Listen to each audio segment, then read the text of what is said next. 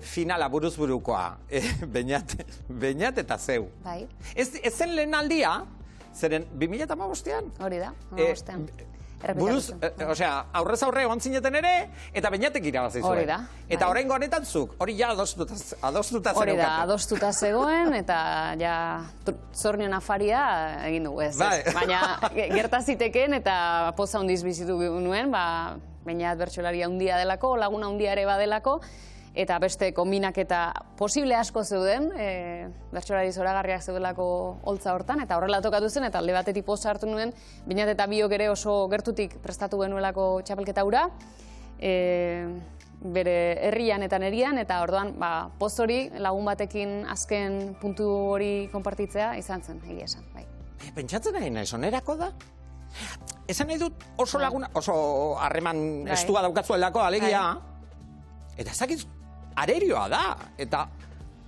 Bertsogelaritzan, puntuazio taula hortan, izan linteke, baina bertxotan goituta gaude astebururo elkarrekin aritzen, bertxokidok, eta elkarrizketak osatzen, eta interesatzen zaiguna hori da ez, eskaiera, esan nahi dugun hori esateko atmosfera hori sortzea, elkarrizketa horiek pausuz pausu izeziz, eta elkarri entzuten eraikitzea orduan. Elkarrezagutzeak nik uste dut lagundu egiten duela, eta segurtasun bat ematen duela, badakigulako, elkarren berri, badakigulako berme badela ondokoa ere, eta badakigulako biok eroso ongo garela, eta jakingo dugula elkar laguntzen bideratzen, eta pixkat elkarren eta bertsoaldiaren mesederako aritzen.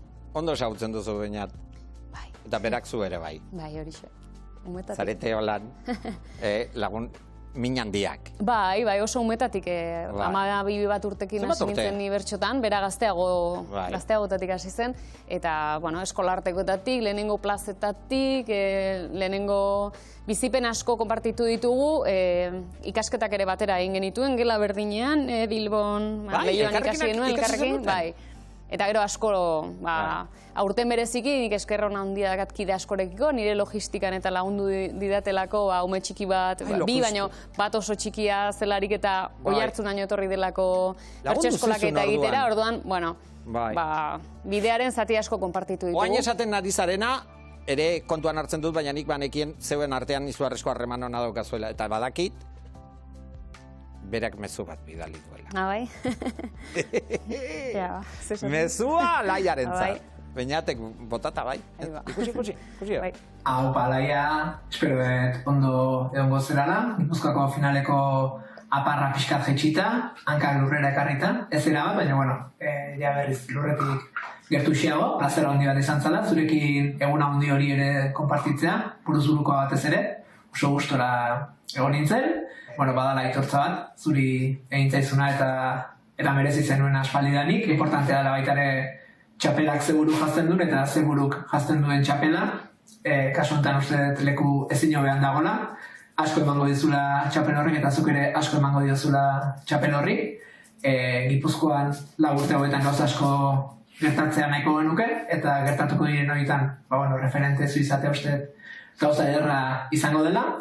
Saio ezain masibotan topatuko gara espero dut.